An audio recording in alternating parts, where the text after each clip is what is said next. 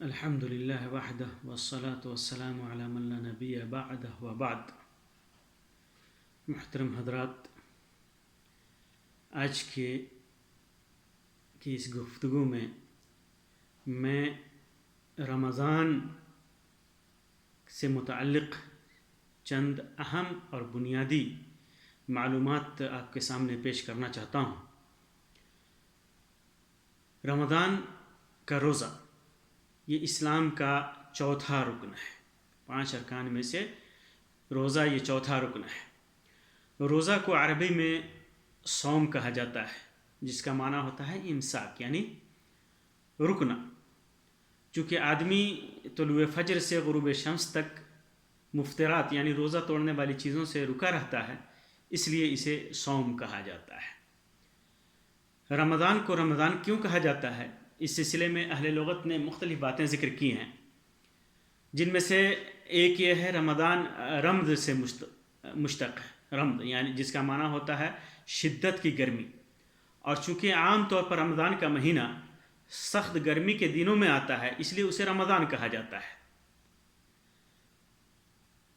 کچھ لوگوں نے بیان کیا ہے روزے دار اس مہینہ میں بھوک اور پیاس کی شدت برداشت کر کے روزہ رکھتا ہے، اس لیے اس مہینے کو رمضان کہا جاتا ہے۔ اسی طرح کچھ اہل لغت نے ذکر کیا ہے کہ جس طرح پتھر اور چٹان سورج کی گرمی اپنے اندر سمیٹ لیتے ہیں، اسی طرح روزے دار کا دل اپنے اندر ایمان اور فکر و بصیرت کی حرارت سمیٹ لیتا ہے، اسی وجہ سے اسے رمضان کہا جاتا ہے۔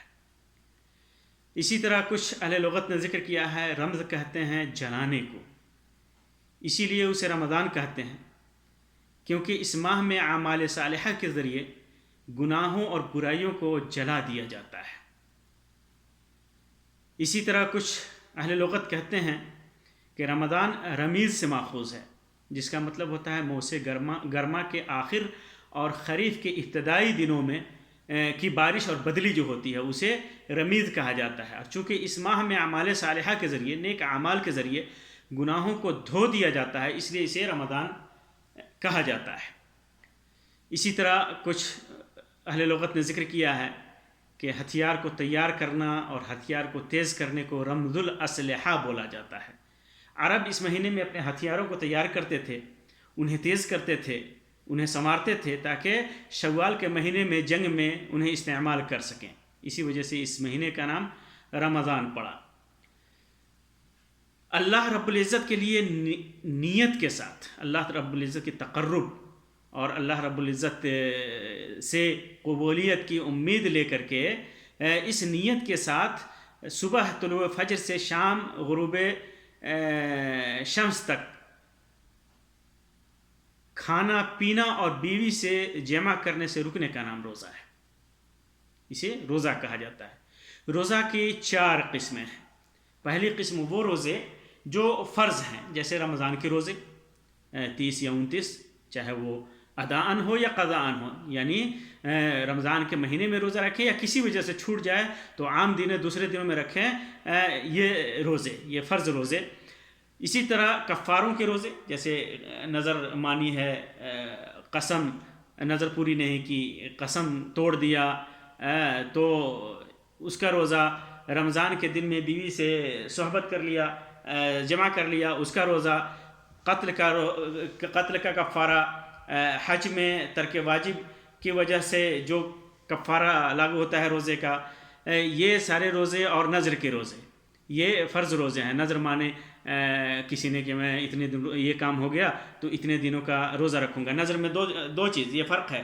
ایک آدمی ہے جو نذر مانتا ہے اور کہ روزہ رکھیں گے، اس کو روزہ رکھنا ہے، وہ فرض ہے، اور بعض آدمی نذر مان کر کے نذر کو پوری نہیں کرتے، تو وہ بھی اس کا کفارہ ادا کرنا ہے، اور اگر روزہ سے کفارہ ادا کرتا ہے 3 دنوں کا تو وہ بھی فرض ہے۔ اسی طرح دوسری قسم ہے روزے کی مسنون روزے، جیسے سوموار کا روزہ، جمعرات کا روزہ، ہر ماہ کے ایام 20 کے 3 روزے، اور اسی طرح عاشورہ کے روزے، شوال کے 6 روزے، اور غیر حاجی کے لیے عرفہ کے دن کا روزہ، یہ روزے مسنون ہیں۔ اسی طرح مکروہ روزے، جیسے خاص کر لینا جمعہ کے دن کا روزہ یا سنیچر کے دن کا روزہ، اور کسی دن کا روزہ ایسے خاص کر لیا جائے ان دنوں کو کہ اس دن یہ روزہ رکھے گا، اور صوم الدہر یعنی ہمیشہ روزہ سے رہے گا، یہ سارے روزے مکروہ ہیں۔ ایک چوتھی قسم روزے کے حرام روزے، وہ روزے جن کو رکھنا حرام ہے، بجائے کہ ثواب ملے اس پہ گناہ ہی ملتا ہے، جیسے عیدین کا روزہ، ایام تشریق کے 3 دن کے روزے، تشریق کے جو ایام ہوتے ہیں قربانی کے بعد ان دنوں کے روزے، اسی طرح بیوی کے لیے شوہر کی اجازت کے بغیر نفلی روزہ رکھنا، یہ بھی حرام ہے، جائز نہیں ہے۔ اسی طرح روزے کا مقصد اپنے اندر تقوی پیدا کرنا ہے۔ اللہ تبارک و تعالیٰ جیسا کہ فرماتا ہے یا ایھا الذین آمنوا کتب علیکم الصیام کما کتب علی الذین من قبلکم لعلکم تتقون، تمہارے اوپر روزہ فرض کر دیا گیا جیسے تم سے پچھلی امتوں پر فرض کیا گیا تھا، تاکہ تم تقوی شعار بن جاؤ۔ تقوی کا مطلب ہوتا ہے اس کی شریعت، اللہ تبارک و تعالیٰ کی شریعت کی اتباع، اس کی عبادت و اطاعت، اور جس چیز کا حکم دیا ہو اس کا کرنا، اور جن امور سے، جن کاموں سے منع کیا ہو اس سے رک جانا، یہ تقوی کہلاتا ہے۔ تو روزہ جو آدمی رکھتا ہے اس کے اندر یہ ساری صفت پیدا ہوتی ہے، یہی مقصد ہے روزے کا۔ ابو ہریرہ رضی اللہ تعالیٰ عنہ کی روایت ہے، مروی ہے، فرماتے ہیں کہ اللہ کے رسول صلی اللہ علیہ وسلم نے ارشاد فرمایا من لم يدع قول الزور والعمل به، جس آدمی نے جھوٹ بولنا اور جھوٹ پر عمل کرنا، والجہل، جہالت نہیں چھوڑی، فلیس للہ حاجہ ان یدع طعامہ وشرابہ، تو اللہ تبارک و تعالیٰ کو اس کی ضرورت نہیں ہے کہ وہ اپنا کھانا اور پینا چھوڑ دے۔ اسے امام بخاری نے روایت کیا صحیح کے اندر۔ اسی طرح روزہ اسلام سے قبل پچھلی امتوں پر بھی فرض کیا جاتا تھا، یہ معلومات ہے جسے قرآن نے اس کو ذکر کیا ہے۔ رمضان میں جنت کے دروازے کھول دیے جاتے ہیں۔ عام دنوں میں عام طور پر اس کا بیان نہیں ہوا ہے، لیکن جنت میں خصوصی طور پر اس کا بیان ہوا ہے کہ جنت کے دروازے، حدیث میں ذکر گیا ہے کہ جنت کے دروازے رمضان میں کھول دیے جاتے ہیں اور جہنم کے دروازے بند کر دیے جاتے ہیں۔ اسی طرح شیطان کو بیڑیوں میں جکڑ دیا جاتا ہے۔ کیسے جکڑا جاتا ہے؟ یہ غیبی امور میں سے ہے۔ پھر بھی شیطان جکڑ دیا جاتا ہے، وہ گمراہی کے لیے زیادہ ابھارتا نہیں ہے، لیکن انسان گناہ کرتا ہے، خرافات کرتا ہے، شرک کرتا ہے، بدعت کرتا ہے، قتل کرتا ہے، چوری کرتا ہے، زناکاری کرتا ہے، تو ظاہر سے بات ہے کہ شیطان اس کے پاس تو نہیں ہے، اسے اللہ تبارک و تعالیٰ نے زنجیروں میں جکڑ دیا ہے، لیکن انسان نما شیطان تو ہے۔ انسان نما شیطان، انسان جو شیطان کی شکل میں ہے، شیطنت سے متصف ہے، وہ تو کھلا ہوا ہے، وہ ضرور کرے گا۔ اسی طرح رمضان کا روزہ فرض ہے، جس کا بغیر عذر کے چھوڑنے والا کبیرہ گناہ کا مرتکب ہوتا ہے اور اس کا انکار کرنے والا کافر ہوتا ہے۔ اسی طرح رمضان کا روزہ سن 2 ہجری میں فرض ہوا۔ اسی طرح اللہ کے رسول صلی اللہ علیہ وسلم نے روزہ کی فرضیت کے بعد اپنی وفات تک کل 9 رمضان کے روزے رکھے۔ اسی طرح رمضان کا روزہ چاند دیکھ کر یا شعبان کے 30 دن پورا کر کے ہی رکھا جاتا ہے۔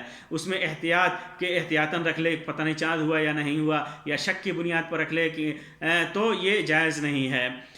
فرض روزہ کے لیے نیت شرط ہے، بغیر نیت کے روزہ پورا نہیں ہوتا ہے۔ نیت کے لیے ہر روزے کے لیے ایک نیت کرنی ہے۔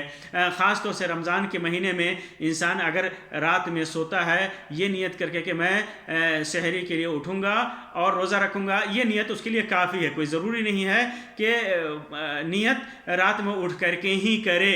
اگر وہ اٹھتا ہے سحری کھانے کے لیے تو زیادہ بہتر ہے کہ آخری وقت میں دل میں نیت کر لے۔ نیت کے لیے الفاظ کی ادائیگی بدعت ہے۔ نیت طلوع فجر سے پہلے کرنا چاہیے، لیکن نیت کے لیے الفاظ کی ادائیگی بدعت ہے، کیونکہ نیت دل کے ارادہ کا نام ہے۔ صرف اگر وہ سحری کھانے کے لیے اٹھتا ہے اور سحری روزے کی نیت سے تو دل میں ارادہ کر کے تو یہ نیت اس کے لیے کافی ہے۔ اسی طرح رمضان کے مہینے میں قرآن مجید کا نزول ہوا، خاص طور سے اس کی قدر کی رات میں اس کے نزول کی شروعات ہوئی، اور پھر حسب ضرورت 23 سالوں تک اللہ تبارک و تعالیٰ اسے نازل کرتا رہا، اور بعض اقوال کے مطابق اللہ تعالیٰ نے پورے قرآن کو آسمان دنیا پر بیت العزت میں نازل کیا، اور پھر وقتاً فوقتاً محمد صلی اللہ علیہ وسلم پر جبریل علیہ السلام کے ذریعے نازل کرتا رہا۔ اسی طرح اسی مہینے میں لیلۃ القدر ہے، جو 1000 مہینوں سے بہتر ہے، یعنی آدمی بنا لیلۃ القدر والے 1000 مہینوں تک عمل صالح کرتا رہے، پھر بھی لیلۃ القدر کا عمل اس سے افضل ہے۔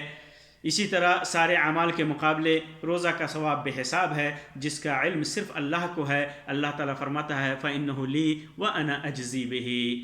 یہ چند معلومات میں نے آپ کے سامنے رکھیں۔ اللہ تبارک و تعالیٰ ہمیں نیک اعمال کی توفیق عطا فرمائے، دین کی فہم اور سمجھ عطا فرمائے۔ آمین رب العالمین، وآخر دعوانا الحمد للہ رب العالمین، وصلی اللہ علیہ خیر خلقہ وسلم، والسلام علیکم ورحمۃ اللہ وبرکاتہ۔